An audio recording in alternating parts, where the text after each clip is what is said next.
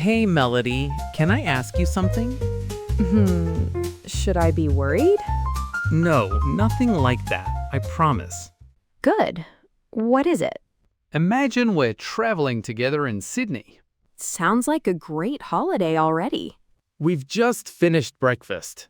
And coffee. Of course, coffee first. Always. We're walking through the city looking for the next place to visit. So far, so good. Then suddenly, a woman collapses onto the footpath. Oh, that got serious quickly. Everyone stops. Someone nearby shouts, "Can somebody call an ambulance?" Honestly, I think I'd freeze for a few seconds. I think most people would.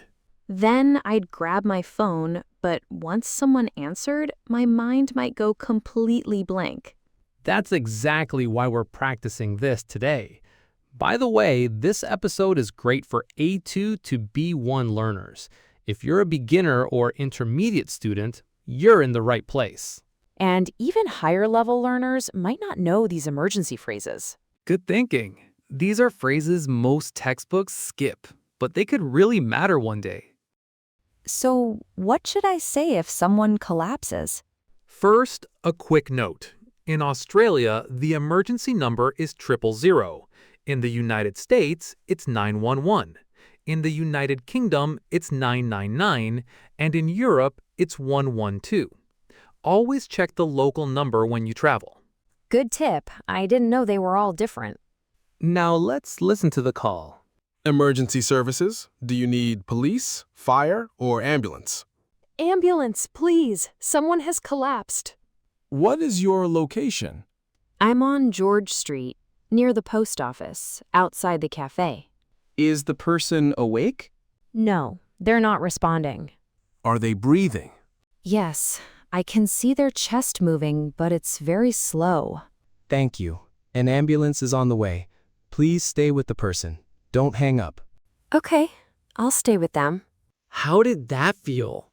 Easier than I expected. The sentences were really short. Exactly. In an emergency, short and clear is better than long and perfect. I have a question. Go for it. I would have said someone fell down. Is that okay? People would understand you, but if someone suddenly falls because of a medical problem, we usually say someone has collapsed. So if someone trips over a bag, they fell down? Right. But if it's a medical emergency, they collapsed. Exactly. It tells the dispatcher immediately that this is serious. That's a useful difference. I also noticed something. If your English is limited, don't panic. You can say, "I'm sorry, my English is limited. Can you speak slowly, please?" Most emergency dispatchers are trained to help. That's really reassuring. Let's practice it. Someone has collapsed. Someone has collapsed. Perfect. I also heard they're not responding. Could I say they're not answering me? People would understand that too, but in a medical emergency, they're not responding is clearer. It means the person isn't reacting at all, not to your voice, not to your touch. They're not responding. Excellent. And an ambulance is on the way means it's coming now? That's right. You can use on the way in lots of situations. Your food is on the way. The bus is on the way. Help is on the way. That's easy to remember. Ready to practice all three? Let's do it. Someone has collapsed. Someone has collapsed. They're not responding. They're not responding. An ambulance is on the way. An ambulance is on the way. Fantastic. So let's remember the three key phrases from the scene. Number 1, someone has collapsed. Number 2, they're not responding. Number 3, an ambulance is on the way. Say those to yourself a few times. They could be very important one day. You know, I actually feel more confident now. That's the goal. Perfect English isn't the goal. Being understood is. I think I'm ready for the next challenge. Good, because I can already hear the ambulance arriving. That was fast.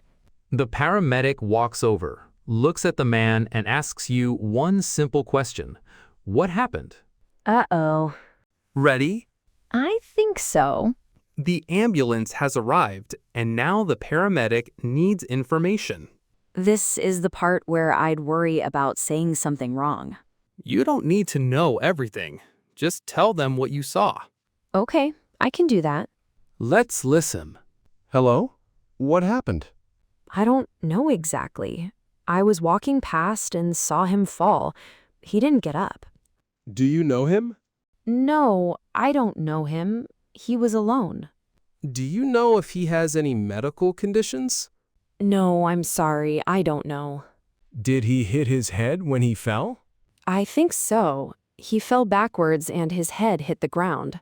Okay, thank you. We'll take it from here. Is there anything else I can do? No, that's okay. You've been very helpful. Not bad at all. I liked that she said, I don't know, when she didn't know the answer. That's really important. Sometimes learners feel pressure to answer every question. Right, but guessing can make things worse in an emergency. Correct. I don't know is a complete and helpful answer. You can also say, I'm not sure, or I didn't see that part. That's actually reassuring. There's another useful phrase in that conversation. Did you notice he fell backwards? Yes, I know backwards, but I don't use it very often. It simply means in the direction behind you. The opposite is forwards, the direction in front of you. So if someone falls backwards, they fall towards the back and land on their back or head. So I could say, he fell backwards and hit his head. You've got it. And what did the paramedic mean by, we'll take it from here? It means we will handle the situation now, you can step back. So basically, my job is done?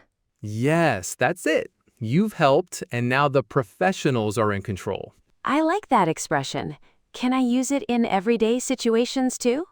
Definitely. For example, if a colleague has been working on a project and you're taking over, you might say, thanks for setting this up. I'll take it from here. That's useful.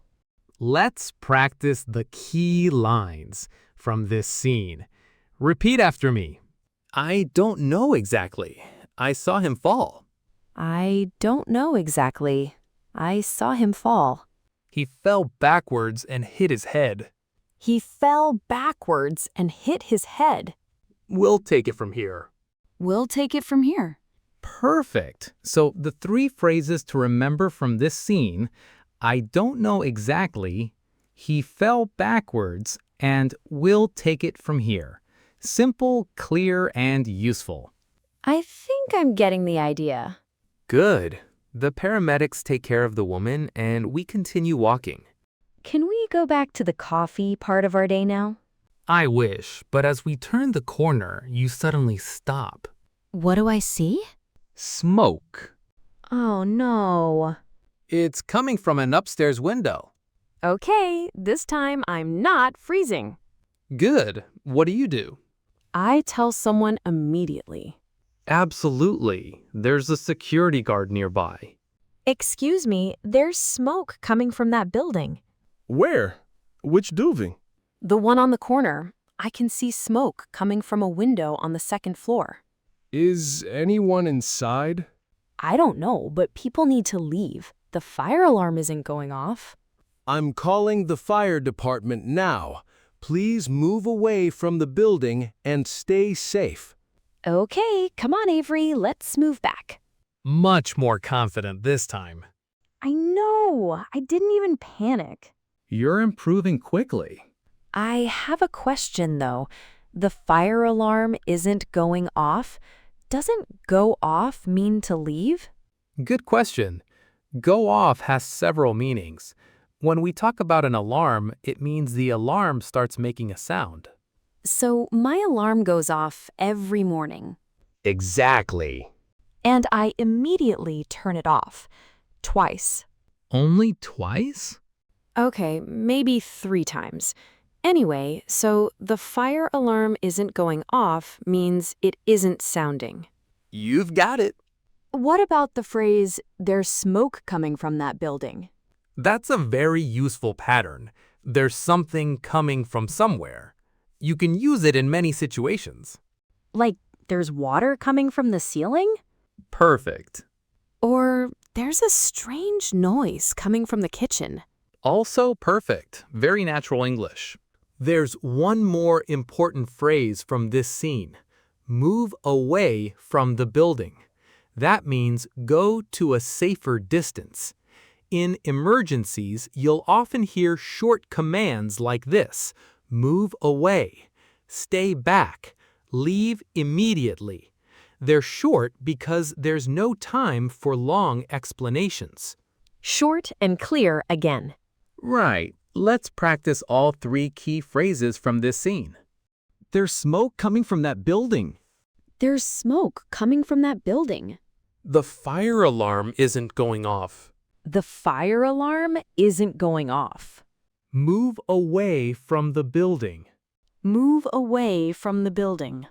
Excellent work. So the 3 phrases to remember are there's smoke coming from that building, the fire alarm isn't going off, and move away from the building. I feel like I've learned so much today. You have. We covered calling emergency services, speaking to a paramedic, and reporting a fire. 3 real situations, 3 sets of real phrases. And honestly, I feel ready. That's the whole point. Now, the fire department is on the way, we're safely away from the building, and we start walking towards the station. Finally, nothing else can possibly happen today. Melody, What? where's your bag? My bag? The one you were carrying 5 minutes ago. Wait, Melody? Avery? My bag is gone. Are you sure? Yes, I had it with me outside the building. What was inside? My wallet, my phone charger, and my passport. Your passport? I know, don't say it. I wasn't going to say anything. Your face is saying enough. Okay. What do you remember? There was a man standing close to me when everyone was moving away from the building. Did you see him take the bag? No, but I saw him running towards the station. We need help. There's a man sitting on a bench over there. I always feel awkward asking strangers for help. That's understandable, but you already know how to start. Excuse me? Exactly. Let's listen. Excuse me. I'm sorry to bother you, but I need some help. Of course. What's wrong? Someone took my bag. It had my passport and my wallet inside. Oh no! Did you see who took it? Not clearly. I saw a man in a black jacket running towards the station. Okay. You should call the police. My phone was in my pocket, so I still have it. That's good. Do you know the emergency number? Yes, it's 000. Good. I'll stay with you while you call. Thank you. I really appreciate it. You handled that really well. I was nervous. But you are clear. That's what matters. I started with, I'm sorry to bother you. Is that a common expression?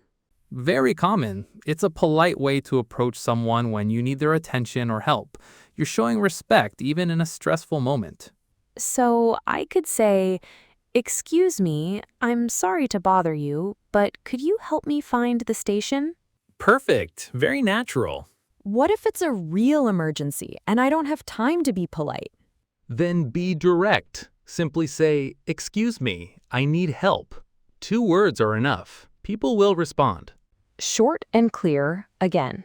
Yes, that's it. Now, I want to look at something from the conversation. You said, a man in a black jacket. Is that the right way to describe someone? It's a great way. The pattern is A plus the person plus in plus their clothing color and item. So you could say, a woman in a red coat. or a child in a yellow hat. Correct. Simple and clear for police or anyone helping you. What about the direction? I said. He ran towards the station. Good. Towards means in the direction of something. And you actually used the opposite word in our last scene, do you remember? Move away from the building. Spot on. Towards and away from are opposites. Towards means getting closer. Away from means getting further. He ran towards the station. We moved away from the building.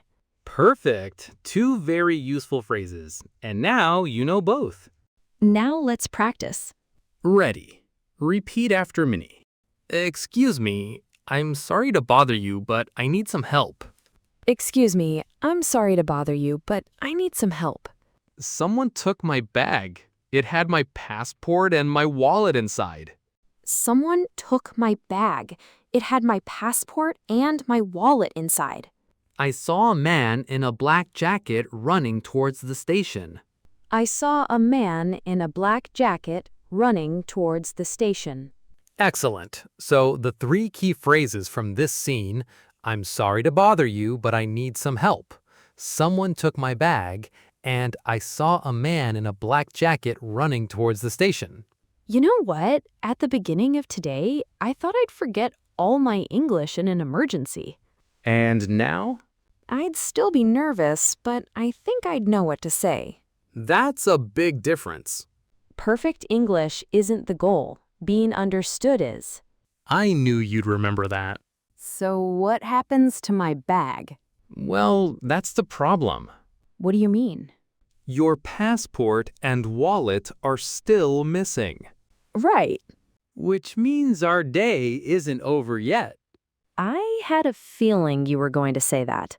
Before we go, let's look back at everything you practiced today. You called an ambulance when a man collapsed. You explained what happened to a paramedic. You reported smoke from a building, and you asked a stranger for help. 4 situations I hope I never experience in one day. Definitely not. But if something does happen, you now have the language to handle it. And honestly, I feel much more prepared. Remember, stay calm, keep your sentences short, and focus on being understood, not perfect. And in the next video?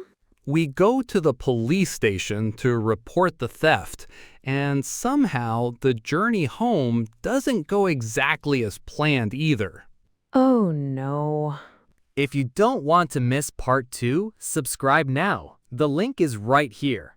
And before then, go back and review today's phrases. Say them out loud. The more you practice, the more natural they'll feel. We'll see you in part 2. See you next time. Don't lose your passport.